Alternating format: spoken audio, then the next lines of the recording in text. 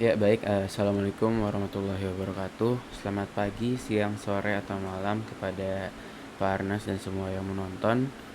Sebelumnya, perkenalkan, saya Muhammad Umar Farhat Al-Fatah dengan NPM 21060704824 dari Prodi Teknik Mesin, Fakultas Teknik Universitas Indonesia.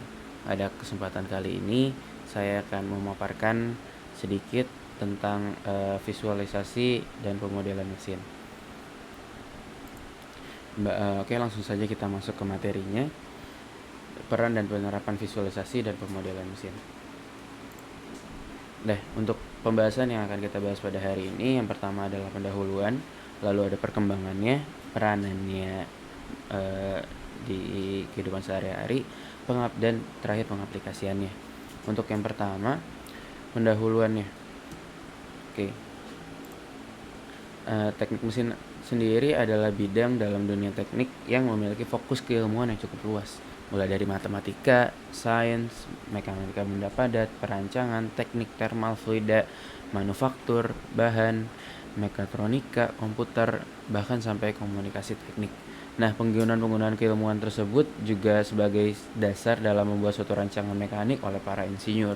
Untuk menyampaikan informasi dalam suatu rancangan dengan lebih mudah, tentunya gambar teknik adalah solusinya, yaitu dengan gambar teknik benda yang akan dibuat dianalisis dan dihitung akan lebih mudah dilakukan karena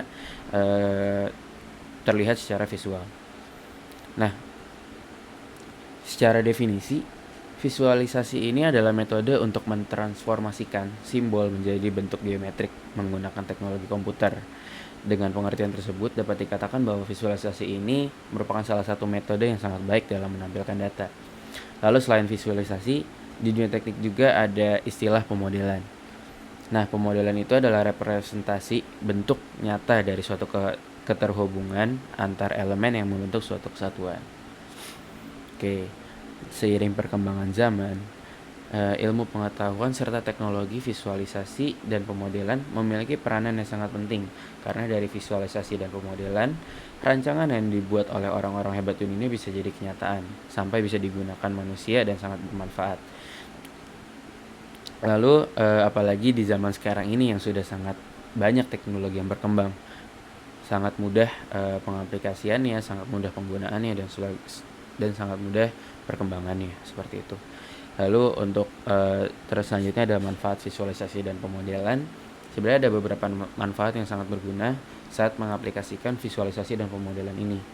Di antaranya adalah memaksimalkan kualitas dari desain, lalu meningkatkan produktivitas dari desainer, memudahkan mendokumentasikan proses, lalu penyesuaian dengan standar internasional, memudahkan revisi, serta dapat mengurangi waktu dan biaya perancangan itu. Oke, ke topik selanjutnya yaitu perkembangan visualisasi dan pemodelan.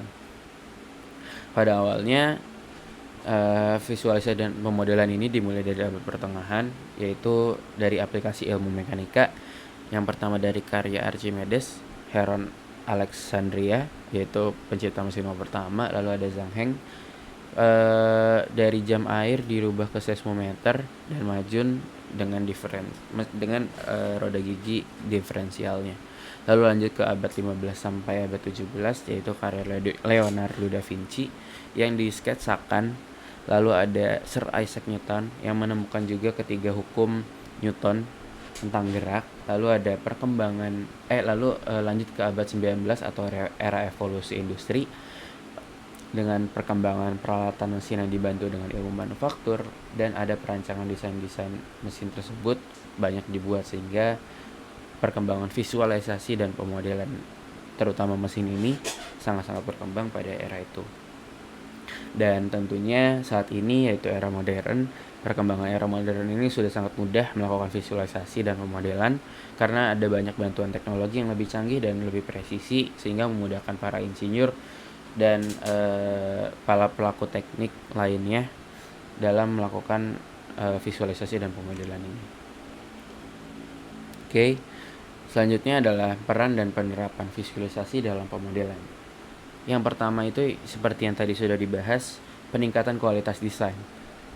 Kenapa bisa meningkatkan kualitas desain? Karena ada software-software seperti CAD atau Computer Aided Design, yaitu kaya akan berbagai pustaka sehingga bisa menjadi template yang standar dan banyak sekali template yang dapat digunakan dalam komponen mekanis.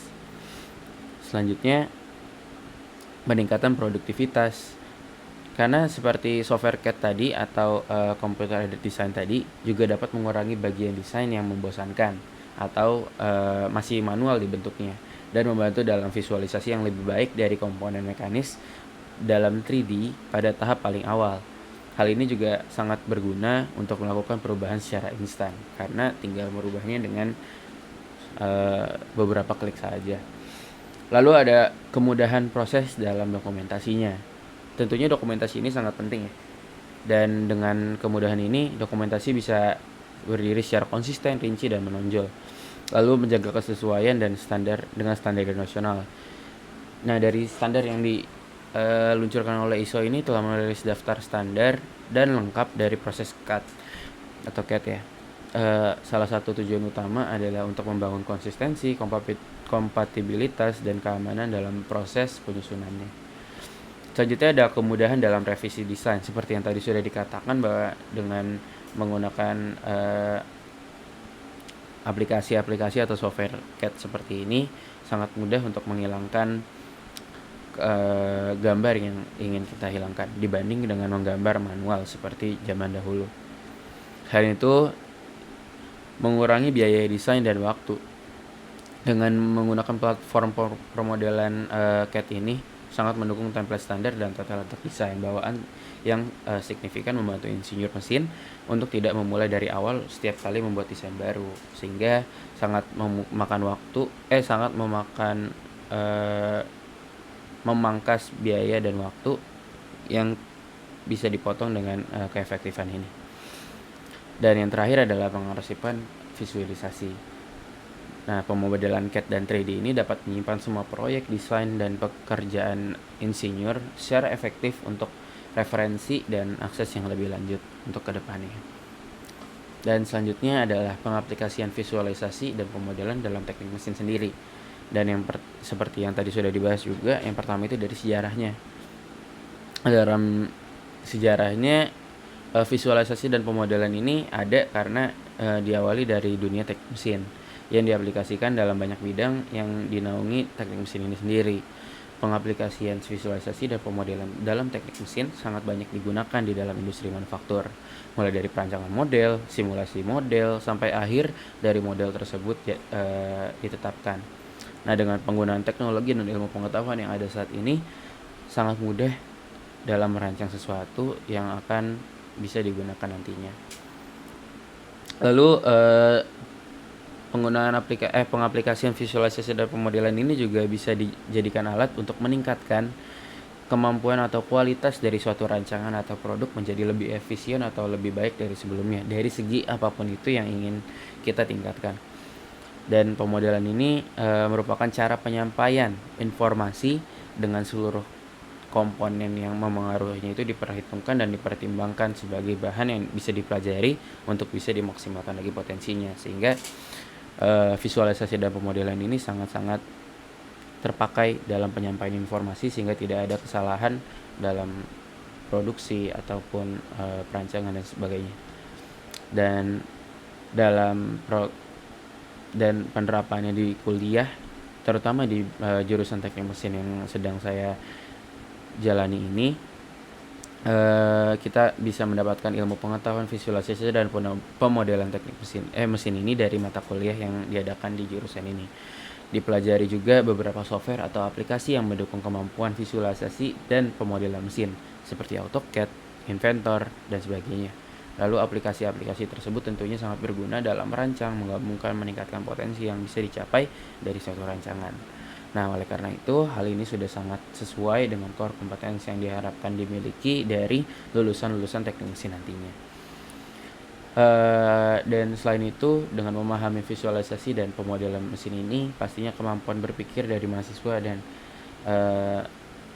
orang-orang di sekitar akan meningkat, lebih kreatif, lebih kritis, dan berpikiran terbuka karena hal tersebut sangat-sangat dibutuhkan dalam merancang atau mendesain suatu untuk menghasilkan produk yang kita inginkan, untuk mendapatkan hasil yang lebih baik ke depannya. Mungkin cukup sekian pemaparan dari saya. Kurang lebihnya mohon maaf. Assalamualaikum warahmatullahi wabarakatuh.